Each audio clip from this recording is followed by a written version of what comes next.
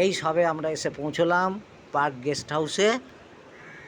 অসাধারণ বললেও বোধহয় কম বলা হবে। মানে আর শরীর দিচ্ছে না, সারাদিন বেরিয়ে জার্নি করে, বাস জার্নি করে, আবার ওদিকে অরোভিল গিয়ে ওখান থেকে এসে এরকম একটা জায়গা আমরা পেয়েছি। আমার ক্লান্তি সব ভুলে গেছি। শরীরে যা কিছু ক্লান্তি ছিল, যা কিছু মানে থাকান ছিল, ও সব দূর হয়ে গেছে আর কি। মানে ভাষা নেই, বলার ভাষা নেই। আমি শুধু ভাবছি যে পরশুদিন এখানকার ওপর দিয়ে যে ল্যান্ডফল হয়েছিল ঝড়ের, সেটাই আমি ভাবছি। তাহলে এখানে থাকলে ভালোও লাগতো, ভয়ও পেতাম ভীষণভাবে।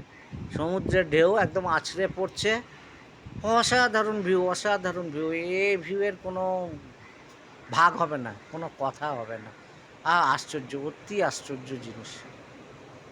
না, আমার পন্ডিচেরি আসা সার্থক হলো। একবারে ঘুরে চলে এসেছি, অরোভিল ঘুরে চলে এসেছি। আমার আর কিছু ভাবার ইয়ে নেই। এবারে সন্ধ্যাবেলা বা সারা রাত্রি এখানে বসে আমরা থাকতে পারবো, গল্প করব, আর রাতভর সমুদ্রকে উপভোগ করব।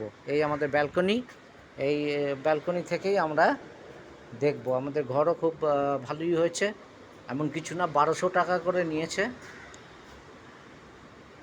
অসাধারণ জায়গা। এই জায়গাতে আরও অনেক বেশি নিলেও গায়ে লাগতো না।